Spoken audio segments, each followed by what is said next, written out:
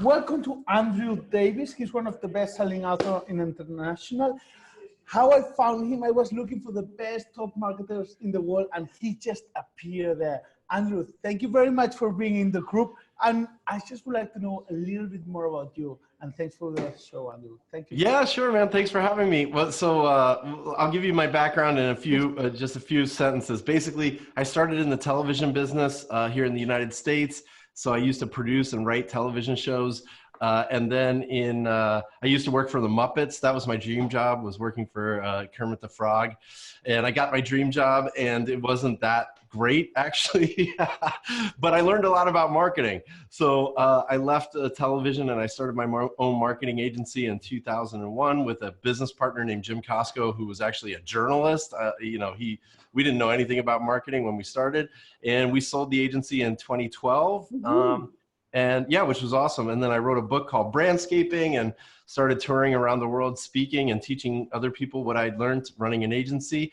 Then I wrote another book called Town Inc., which was all about marketing cities and places. And now I'm working on a new book that comes out in January called The Loyalty Loop, which is based on a YouTube series I've been doing for 2 years. So it's all about, yeah, it's lots of fun. So I mean, I'm all about challenging the way people are marketing and trying to find a better way.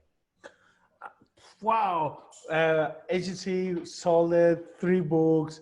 That's something that I guess you don't have any kids. No, you're right. I don't. Good guess. I have no kids. I feel like my kids are my books, like they annoy me just as much. They're as gratifying when it's done. Like, I feel like they graduate and they send them off to college. It's like they're costly. They're mentally exhausting. I can't sleep. It's the same as having kids, I think. I love it. I think I have the same. I think I have the same problem as you with FindThatLead, and it's something that do you do it for the money? Why do you do all this? Yeah, well, I mean, look, selling an agency was pretty profitable, so I don't really have to do any of this. But I do it. I honestly do it because I believe I can change the way people market their businesses. And there has to be a better way. Like things like the funnel, they don't make any sense. Did you know that the funnel was invented in 1898? Okay, and tell me how was the seriously funnel made? The guy who, let me tell you, paper funnels stuff? Yeah, the funnel. I'll draw you a picture. Yeah, I know the funnel, but I mean, you mean a Facebook funnel? Like that. Okay. The funnel, like basically, you raise awareness at the top, you get some interest, some consideration, some loyal, some purchase, some loyal advocates. Like that idea was invented by a guy in 1898 in Detroit, and he worked at an ad agency. By the way, his name is St. Elmo Lewis. St. Elmo Lewis. And he was the first person a few years before this, he invented the customer survey. He's the first person to ever survey his customers. I love that one, man. Yeah, he's genius. So he came up with this idea that if you got the attention, interest, desire, and conviction in the mind of the buyer, you would be able to outweigh any objection to the sale and you would win the deal. Now, 1898, and look, no one's really changed that model in 121 years. Like there must be a better way. So like I've spent the last 3 years trying to figure that out because there must be a better way. I mean, look, we know that people buy differently than they did in 1898. In 1898, all you had for media was like essentially newspapers and magazines. And then television, radio came along, and the internet came along, cable television came along, and all of this has changed the way people buy. So, it's time for us as marketers to challenge these big ideas of how things work and really find a better way that works for a modern consumer and a modern business in a modern age, in a Facebook age. I love what you're saying, and obviously you are like a marketing person, but what would you be more important for you, like how to product or marketing? Well, I'm one of those people that believes if you have a crappy product, it's not worth marketing.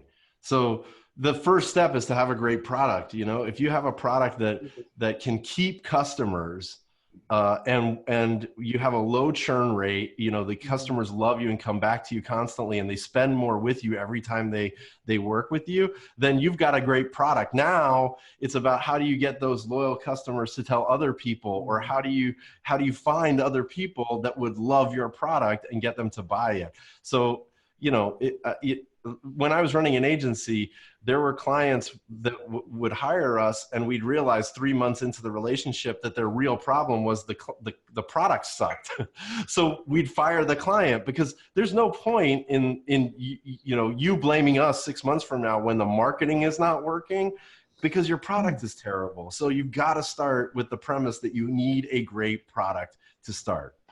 I love what you said, because a lot of people in the group works, they're an agency or they work for an agency.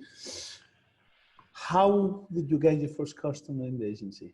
Oh man, we got the first customer. Look, because we came out of television, both Jim and I came out of television. We didn't know anything about marketing. So we went into the first customer, which was a big financial institution called Putnam Investments. It's a multi-billion-dollar company. And we just pitched them the way we used to pitch TV shows. And you know, when you pitch a TV show, you pitch it backwards. You say, most people come in and you know, when they're pitching, especially if you're an agency, you walk in and say, hey, I'm Andrew Davis. This is Jim Costco. You know, let me tell you a little bit about us. This is how we got started. This is what we believe in. Here's some logos of clients we work with. Well, we didn't have any of that stuff. So we couldn't start a presentation that way. So we had to start backwards. We had to say, hey, look, you're a financial institution. You have, you know, you want to get more people investing in your funds than anyone else. So we identified their problem immediately and made an assumption that that's what they wanted to do. We want to pitch to and present to you 3 ideas today that we believe will do that. And then we pitched the 3 ideas in 25 minutes. And they said, this is great. This is the funniest part. They said, this is great. We'd love to work with you. Do you work on a project base or a retainer base? And we didn't know what a retainer was. So we were like, we have to go. We'll get back to you on that. You know, I'll send you an email. Bye. Yeah, exactly. So we were like, bye. And we like ran out the door. And this was so long ago, we had to go back to the office and open up a big dictionary and look up the definition of retainer. And we were like, yeah, retainer. That's how we work. So, you know, we honestly, I get the deal. Yeah, obviously. Oh, yeah, we got the deal. In fact, they were our longest client. They stayed with us for 12 years. Wow, that was actually my next question. I was going to tell you, since your first customer until you sold the company. They stayed there every day. And it's 12 years. In 12 years. And every year we increased our budget with them, and it became a bigger and bigger deal. We were very proud of either keeping the clients that we had or firing the ones we didn't like early. I think that's a key. That's a key of probably the key of the success you had. How many customers did you have at the most time, and how big was it? It wasn't very many. We focused on big deals. It was probably about 20 or 25 clients at the biggest. And I'm not sure, to be honest, we did our best work at the biggest. And how many people you were? There were about, let's see, at the total, there were about 100 and something. Ooh, that's beautiful. A lot of, well, we had a lot of freelancers and, you know, project work. But, you know, one of the things that I've learned actually that, you know, we did right was try to have small teams that were working on one client, you know, instead of having like a traffic department and, you know, and having an account rep department. Like small startup kind of thing, like each exactly. Like you have 6 people you're working with, and like that's it. Don't worry about the rest, and we'll make it happen. So yeah, it was a lot of fun. One question, and probably, were you a sour, happy thing when you sold the company? Just for, you know, I wish selling FindThatLead one day to a big CRM or whatever company. Yeah, right. Google buy it. Fuck, Google, close us down, man. I hope like before LinkedIn will buy us one day. Okay, good, fine, LinkedIn. Well, you know, it was kind of bittersweet. You know, on one side, I really enjoyed building the company. On the other side, I was tired. You know, building a company is not easy. It's exhausting mentally and physically. And you know, I'm not one of those people that has a good work-life balance. You can probably tell because I don't have kids. So, you know, for me, I got divorced. I have like I had hundreds of girlfriends, and I like, you know, it's like I have the worst steady life ever, man. I know what you're talking about. Yeah. So I gain weight, I lose weight. me too. Yeah, Exactly. man, I know. That's right. I do Yes. tattoos. My family don't know what I say. Okay. That's the problem. So I think I was kind of happy, to be honest, to sell the agency because I was really exhausted and I wanted a break. You know, I was very nervous when I sold the agency because I thought, who am I now that I sold the agency? Like, I don't run anything. I'm a no one. And so I got nervous about that. And I'll tell you the one thing I miss the most about running an agency. You know, today I work on my own. I have a little team that I work with here. The team consists of my wife, who does all my travel and booking, you know, that kind of stuff, and a salesperson named Ryan, who helps me close speaking deals. But, you know, I miss having, you know, people around me all day where you can just walk into an office and say, I've got an idea. And they go, that's a good idea, or that's a bad idea. Man, I love that. And someone executed for you, and then you just go and have. Yeah, exactly. And show you I miss that. Yeah, so now if I have a good idea, it's just a conversation with myself. It's like, hey, I have a good idea. And I'm like, that's a great idea. Who's going to execute it? I don't know. You? Yeah, let's do it. Yeah, I love it. It's kind of a bummer. It's fine. Would you sell it again? Would you do it? Yeah. I mean, I would. You know, to be honest, when we sold the agency, I thought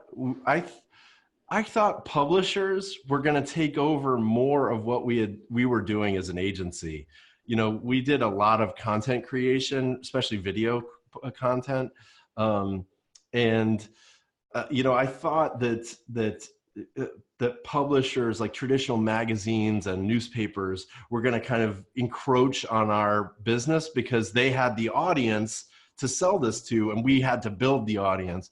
And so I think that, you know, my hindsight doesn't say I made the wrong decision. I'm just surprised, to be honest, that publishers didn't do what we were doing and still haven't. I mean, some do, but not in a big way, and that kind of disappoints me, I guess. How about with your partner, with your business partner?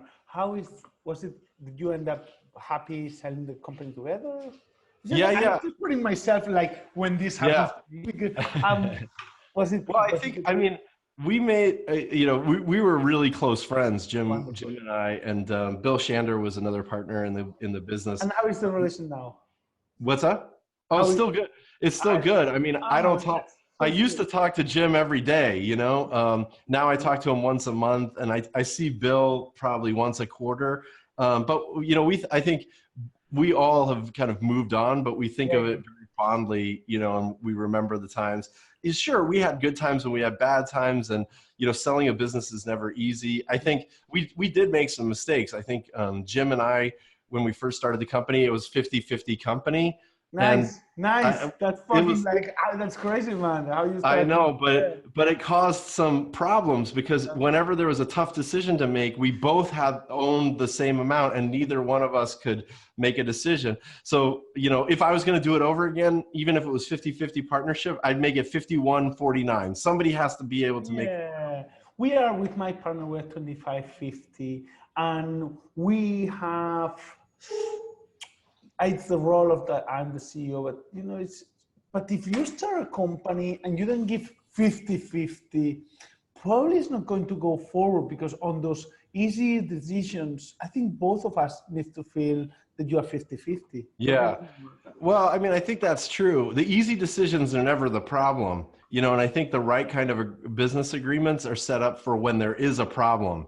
And I don't think Jim and I knew enough about running a business to know that when you're building a relationship and a partnership, you need to make sure that you're writing the partnership deal and the relationship so that it's built for when things go wrong, not so things go right. So when there is a problem or a conflict, or you want to go one direction and he wants to go the other, that there's a clear answer to that solution. You know, look, I don't want to make it sound like we were always opposing each other. It was only. I have this. I think I'm very sure everyone in the group will have the business partners. Yeah. Something like someone like you that you like being successful in your business, and obviously, an exit is something beautiful in a way. It's like the outcome of a successful story. It's beautiful to hear from you. Like, okay, I don't know yet. I cannot talk about exit yet. You know, that's good for us to know. But well, that's all right. Yeah, I mean, I think part of a great exit is knowing who you want to exit to. You know, like spending the time and energy to figure out exactly who you did think should someone buy. approach you, or you just went like, yeah, let's go and sell the company? Well, it was a little bit of both. I mean, we had a strategy that was designed to essentially steal clients from people we thought should buy us, so that we got on their radar screen, and that was the goal. You know, we wanted to have other agencies that should want to buy us to find out about us because their client decided to go with us instead. And I think that's it's nice. That's a good one. yeah. So That's you know, okay, guys. Just like Andrew just said, a very nice hack for everyone. And it's like, go and steal your big, super mega big competitors' that's client, right. and then they'll say, "Fucking, let's buy this bastard." That's exactly what. That's exactly right. I Yeah. love So it. I love it. so you know, we sat down and made a profile of what we thought the you know who should buy us. We just made a list, and then we said, all right, who are their clients? And then we said, all right, well, how would we win those clients over? I love this hack, man. This is so easy, and I love this. Who bought? Yes, Yeah. I love it, man. So if you want LinkedIn to buy you, you got to start stealing their biggest clients. It's it's going to be fun.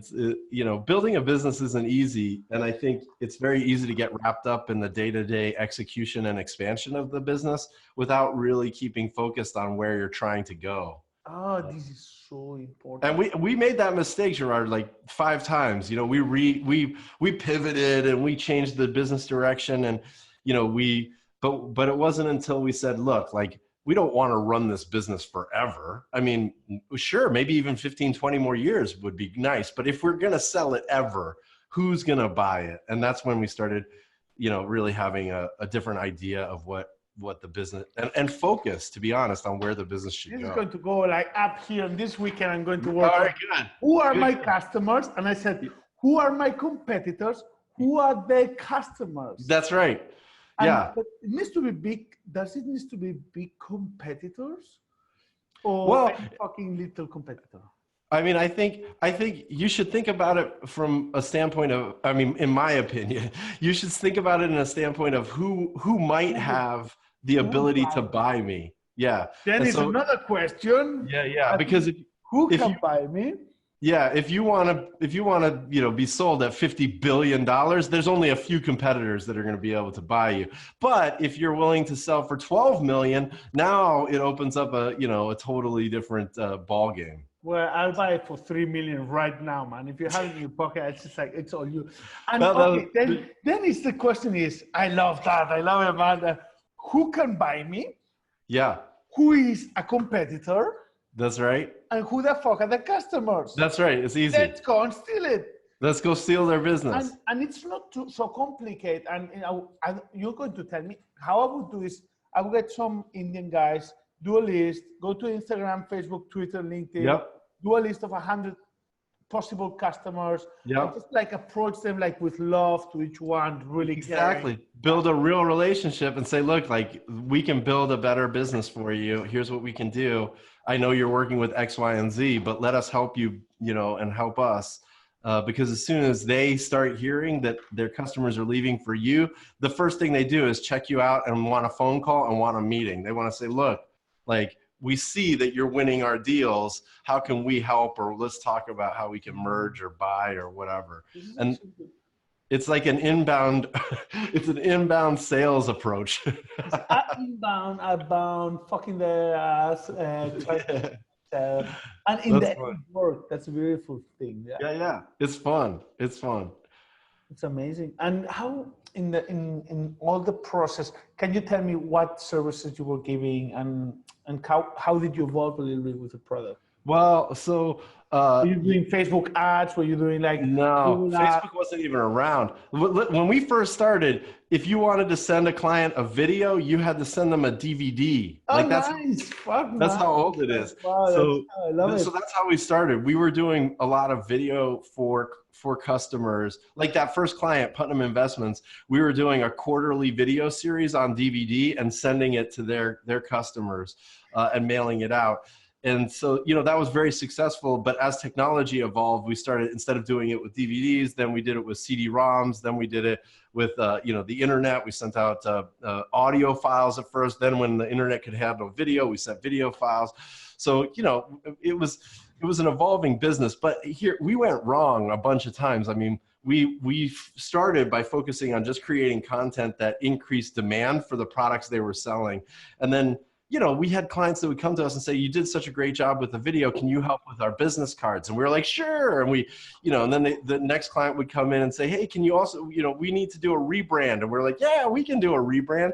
And all of a sudden by 2007, we were defocused. I mean, we were an agency that said we could do everything, and we weren't as profitable, and it was very stressful, you know, because we had to learn this stuff. You know, we didn't know what made a good business card design. And we had a great creative director, a guy named Brett Vermalo, who was really talented and eager to learn. So he would never say no to a project, or he'd never say, you know, we don't know how to do this. He would say, yeah, I can do this. Let's build the team and make it happen. So, you know, I think by 2007, we were kind of all over the map. Crisis, isn't it? 2007. Yeah. Crisis. And so they started cutting their budgets, and we thought, man, like, if they're cutting their budgets and there's somebody that will do everything for cheaper, we're going to be a bad option. So, you know, we pivoted then, and we said, you know, we're just going to focus on creating content. And, you know, over the next 2 years, 2008 and 2010, we re-pivoted again. But I think the key to our success eventually was actually just extreme focus on ensuring that we could provide high margin, you know, work that wasn't seen as a commodity and no one else could execute. And so what was the keystone that you really like? Okay, wow, I really like. We went back to our roots. We said, look, we're going to create content that increases demand for the products and services you sell. So if you sell kitchen appliances like, you know, espresso machines, or you sell Dell computers, we're going to make sure that more people want to buy a computer and end up buying a Dell. Instead of, we're not going to raise awareness for Dell. Everybody knows Dell. But we're going to help, you know, find the right people, make sure that they want a new computer, and then buy your computer as a result. I love it. And at that point, there was no one else kind of thinking that way. And so it was really easy to help people understand. The other important thing was we focused on revenue. You know, a lot of agencies are like, you know, they report on a lot of things. Like, we got more Facebook likes, and our ads got more impressions, and, you know, we got lots of click-throughs, and, you know, we qualified this many leads, and we think we got this much money. But for us, it was, hey, look, you know, you made this much money selling espresso machines last year. How about this year? Let's talk about increasing that by 20% or 12%. Just let us do what we do best. We might not buy ads. In fact, a lot of times we would buy ads for the content we were creating, not for the client themselves. So we would, you know, create a video and invite people to watch the video so that they would be inspired. I can see you suffer a lot, Andrew. I can see you like crazy times, and I see it on your voice, man. and I just would like to change the topic a little bit. Yeah. I would like to know, well, everyone please to follow Andrew. Andrew's been here supporting the group, and please go to Andrew Davis Speaker at the YouTube. Number one, do a like, subscription, thank you, follow, man. And do everything. Hit the bell, do whatever you can do. Just write a comment. Yes, that will be awesome. We'll always will do the same. Again, it's Andrew Davis Speaker at YouTube, and then he will be there. And Andrew, tell me a little bit, because once you sold the company, you were super mega happy. You went to have like piña coladas for a few months in Costa Rica. I just take siestas every day. Are you kidding? Yeah, and then it's like, fuck, this is boring. And just, yeah, that's right. You had two things: building a company, getting divorced, or being a speaker. I guess. That's exactly it. So yeah, so I sold the company. We took some time off, and then I had written a book right near the end of the company. I'd written a book called Brandscaping, and it was pretty successful. And so people. One of our lead gen tools actually for the agency was doing speaking. So at the time I was speaking a lot, probably 25 or 30 times a year. And it was a great way to generate new clients. But, it's exhausting, and it was part of the business. And so when I left the business and did the book, people were calling saying, hey, do you want to come speak about brandscaping and, at our conference? And at first I was saying, nah, I'm good. And then my wife actually was the one who said, look, you're just sitting on the couch watching TV, eating chips in your underpants. It's been 3 days. Like, maybe you should do something. And I was like, no, this is so much fun. Like, I like it. Bring me another packet of crisps. Good. Yes, she was like, maybe you should get out of the house for a day or two. So I started taking a few of those speaking engagements. And to be honest, I really enjoyed it. I didn't realize how much fun it would be if it wasn't just about generating leads, but just teaching people and giving back. And so since then, I've been speaking about 55 or 60 times a year all over the world. About 30% of that is international every year. So I'll be in London in April. you don't know when you're next. Wife tells you come here right now. Yeah, exactly. That's right. She just hands me a folder and says, go to the airport. And I'm like, okay. How can you little bit, and I love that speaking. In a way, I feel like we have a lot of similarities because I'm trying to do my speaking type of thing. Yeah, I saw that. Yeah, well, it's like a lot of long way before that. One question, do you always talk about the same topic? Well, I create a new speech every single year. So like this year, the most booked speech is called The Curiosity Factor. Last year, it was The Loyalty Loop. I have a speech called Momentum that is very popular still. So, in any given year, I'm usually speaking about 5 different topics that have a lifespan that's long. I like this because I need to know more a little bit about that. Okay, you will, it's like you make a speech. Do you have someone to help you to prepare the speech and everything? I do. I mean, it takes me about a year to get to a speech that's good enough to give. So usually I do we'll take last year. Last year I worked on the Curiosity Factor for about, 9 months, and I would give it at small groups, and I would, I would write about it, and I would do a little video about it and see if people had questions and if it was working. And then I would do it at a few small events and see if it works. And then I do, I get, for me, the only feedback that matters is the audience. What questions do they have? Do they get it? Did they like it? And more importantly, did they invite me to come speak at their event? And that's when I know I've got a good speech. And so the Curiosity Factor, has been really successful this year because I think I spent 9 months working on it, to get it right. I think the Content Marketing Institute, someone shared it. Yeah, that's right. I did it last year in September at the Content Marketing Institute at Content Marketing World for about 3,000 people. And it went really well. It was a good speech. Okay. And then you get let's say you have your 4 or 5 topics. It's like, yeah, I'm going to sell it. Does it exist any website? I think there are that comes and books you, and then kind of like they pay you for. It's like a booking for speakers, isn't it? Yeah. Basically, I mean, I have the vast majority of my speaking gigs are referrals, about 93%. So usually it's someone see me speak yesterday, they email me today and say, oh my gosh, we have a big event coming up in October. Can you speak for that? And we help them kind of put it together. So, and usually they're asking for the speech they just saw. So they're like, oh, we want you to give that speech here at our event. So it's, for me, it's very much focused on creating what I call a referable speech, a speech that people say, that was so good. Even if I got the slides and I tried to show it to my team, I can't do what he did to help me understand it. And so, so I mean, that keeps it fun. And does it go like, I don't know, I'm just like, now I'm starting to until now, very shortly, I wasn't asking for any money, but like now I'm asking like, oh, can I get paid at least between 500 and 1,500? And now, exactly. Still little by little, and then can I ask you what's the maximum you got paid for a speech, if I can ask? Well, sure. Well, I can tell you, I started just like you. Because inspire me, man. Inspire me with your money. Show me the money. I started speaking for free, and then basically the way I think about it is, as demand increases, I can increase my fee. So you know, like if I'm a no one and no one's ever heard me speak, it's hard to ask for money. But even then I would ask for $500, just like you're saying. And so today, you know, I mean, the most I've ever been paid for a speech is probably $45,000 or $50,000 for one speech. But that's the average is not that, you know, generally. Oh man, show me the money. Really? Is that yeah, right. how long were you speaking? Like 25 hours?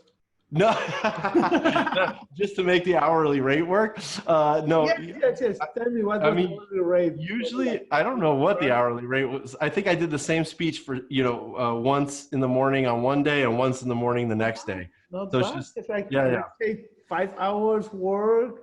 It's not bad. Like, yeah, I mean, I think I would write a book about that. How I make 10 an hour. Fuck you, you know, fuck you. I make 10 an hour. I wish that was the case, man. It feels like, you know what's here. Let me tell you what the hardest part of speaking like this is. It's the travel, man. It is exhausting, you know? And so I tell people I don't get paid to speak. I get paid to travel because that's what really tires me out. That's you. I'm just going to ask a few personal questions because I like every time if I travel with my girlfriend, I become so much relaxed. She takes me, look after me. We go out. Otherwise, I just go to the cave, which is the hotel room. Doesn't matter how beautiful it is. Me too. It's a shithole. Doesn't matter if it's like the Palace 5. It's a shithole. You just want the TV, computer, sit there, wait, do the shot, do the thing, and go home. And you feel depressed afterwards. That's what happens. It's, you know, people think it's really glamorous and fun, and not that it can't be. You know, look, it can be, but one of my friends who's another speaker, his name's Robert Rose. He's a great guy. We were both traveling around the world speaking, and we at one point, this is a few years ago, we ended up in Singapore together speaking at different events. And so I saw that he was there on Instagram, and he saw I was there, and I was like, let's go meet for a drink. So we went to this bar for a drink, and when I walked in, I was like exhausted, and he looked at me and he was like, are you okay? And I'm like, man, I'm just tired. I had been at that time when I saw him, I had been to 14 countries in 45 days, and I'd been around the world 3 times, and I had not been home. By yourself? By myself. And so, and he was very busy as well, but he looked very rested. And I said, look, I don't know how you do it. And he said, look, I got 2 rules for you. Number 1, take your time and travel comfortably. And since he told me that, it's changed my entire perspective on travel. You know, I used to just speak at a gig in the morning and then get on a plane and go to the next gig. Now I don't do that. You know, I usually stay 2 nights wherever I am. Doesn't matter where I am in the world. Slowing down and enjoying at least the place a little bit, and getting out on the water or doing a city walking tour. I mean, it's changed my perspective tremendously. And so now I do enjoy it more, but it doesn't make it any less kind of exhausting over time. You know, each trip can be nice, but after 40 trips, you know, you're like, I can't do this. I need a break. I want to be home on my TV, my crib, my shorts, my sofa, please. That's right. So like right now, I just finished my last speech for the season. Last week? What day is today? No, this week. I was in, I forgot already. I was in Boston on Tuesday. So I just finished my last speech, and now I'll take 2 months off and I won't travel at all, which you need, you know, it's exhausting. When are you coming to Barcelona? I don't have anything on the books for Barcelona. When's the next event, man? When's the FindThatLead massive event? Let's do it. Fuck, I wish, man. By 45K, that's a whole budget event I have, you know. Well, I'll be in Europe in April of next year. So if you have an event, yes, of course. I'm very happy to talk afterwards, and let's see if we have any events, and if we can get you to some gigs in the European countries. That'd be fun. Super happy to help you, Andrew. Hey man, thanks. Just to finish up on this speaker thing do you have any, like, I go to the toilet and I say, yeah, I'm very good, and then you go to the step. Do you have any like triggers? Well, like, I have a whole routine. Like, I love it. Share it. Yeah. Well, I get up really early, so usually I get up at like 3 a.m. No matter what time I'm speaking, and then I rehearse for like 2 or 3 hours. Really? I'm not kidding. So I rehearse from 3 to 6 a.m. Then I usually shower. I have a Spotify playlist that it's called the pre-show pump up list. I listen to that and get fired up. Then I usually go down and do a tech check or rehearsal, you know, just like half an hour with the team down in the ballroom. And then right before I speak, I usually put on my headphones. I always keep an index card in my coat pocket, and I rehearse like all the things I'm going to talk about in my head. And then, next thing you know, they're like, "Hey, bring up Andrew Davis," and then I just do it. So, what book do you recommend to be a great speaker? What did really make you? Oh, there's a couple of books. One, there's a book called "Steal the Show" by Michael Port. That's a great book that's worth reading. If you should look up Michael Port, online. He and his wife Amy run a company called Heroic Public Speaking, and I get coaching from them. They're great. Let's see, what other great books about speaking? Well, this is not a book, but this is a woman, Tamsin Webster.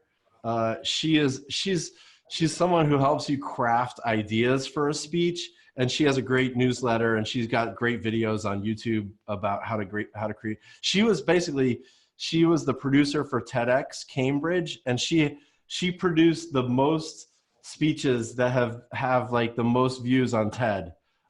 She's really good, so she's worth checking out. Let me think. Who are some other ones? Have you been TEDx? No, I've never done a TEDx. Really? Wow. Well, you don't give a shit anymore about TEDx. You could do a TEDx while you're having the crazy stuff, couldn't you? Look, I'll be honest. TEDx speeches are harder than what I do. Trying to get a good idea into 18 minutes is very, very hard. And for me, I've tried to write an 18-minute speech, and it's awful. So, I can't. I think the people who can pull off a great TEDx speech in 18 minutes are much better than me. I'm like, every time I've tried it, it's a disaster. So, for me, it takes about 45 minutes to get a good idea across to an audience. And it's because I'm not very efficient. But I know I'm better at a longer speech than a shorter speech. We talk about the brand skipping. This is the first book. Yep. The next book was called Town Inc. It's all about marketing cities and places. Yeah. And then the new book. You have a new book. Okay. That's tell me about the new book. One's called The Loyalty Loop. And it's all about it's about the new consumer journey. It's a little bit about replacing the funnel. And it's all about using the customers and clients you've got to get the customers and clients you want. Is it about some techniques that you will learn? Is it about more like theory type of thing? Well, it's a little of both. It's a new theory on how to look at the world, but it's also about 6 ways that any business can actually create a better consumer experience. So it's things like remove friction from the experience, or increase anticipation, like get people more excited about the experience you're going to deliver instead of just saying, here's the stuff, like have a good day. It's about how to get better testimonials and reviews by maximizing the honeymoon phase and scaling camaraderie. And it's been fun to write. I was writing it this morning, so I got one. Going to be next to San Elmon Lewis? Is it like Elmon Lewis and Andrew Davis? I don't think it's that. I mean, I would love that. That would be great, but we'll see. I'm sure it's going to be in the next. I will be very happy. I will interview you, see you in Barcelona. I like it. I'd love to. Well, when the book comes out, it should be out in January of 2020. Okay. So we'll do another one of these. Yes, please, and then send us the link, and everyone will say. Of course. Andrew, I heard a few hacks, and I think the best one for today, I'm taking these ones like, who are my customers, who are my competitors, and from my competitors, tell them, and then fucking sell the company to them. Exactly. You should be done by the end of the week. Well, I hope next week, Next week. I think I have another taking that it's still the show from Michael Port. Yeah, Michael Port, which I love it. And but I would like to ask for the show is like, you said another hack, which is waking up at 3 and rehearsing a lot, and the index card, which I think is beautiful. Yeah. You have said a lot of hacks, which doesn't usually happen when I do it. It's like, I love it. Can you tell me a few other, I would say, one personal hack and one business hack that you think? Oh man. Let's see, on the personal side, whenever I'm feeling stuck, or I'm not feeling that productive, I pull out a book, and I find that really helps me kind of rethink what I'm doing and get outside of my head. So biography of a yoga You know what? I don't even think it matters what book. I can show you the book. Here, hold on. I'll show you my book. Show it to me, man. It's right here. Where is it? Oh, no. Oh, no, man. Oh, right here. Let me put my headphones on. It's this book. It's a book called Wizard of Ads. Okay. It's awesome. Everybody in business should buy this book. Ads. Woohoo. The Wizard of Ads. And it's awesome. It's like it's written really well. It's short chapters and it's got these little funny, like the author drew these little pictures. And here's what I do. I'll just like open it to any chapter, and the chapters are so short that I just read it, and all of a sudden I'll feel re-inspired. And I say, you know what, like whatever I was worried about, just forget it. Just let's go do something productive. So that's a personal hack. On the business side, I mean, on the business side, I guess my hack is pick up the phone. I don't think enough people, I think it's easy to default to sending an email, you know, and I think the more you can build a real relationship by either picking up the phone or even, to be honest, using video. I use Vidyard, which is like a video, tool that just takes a little quick video and I can put it in email.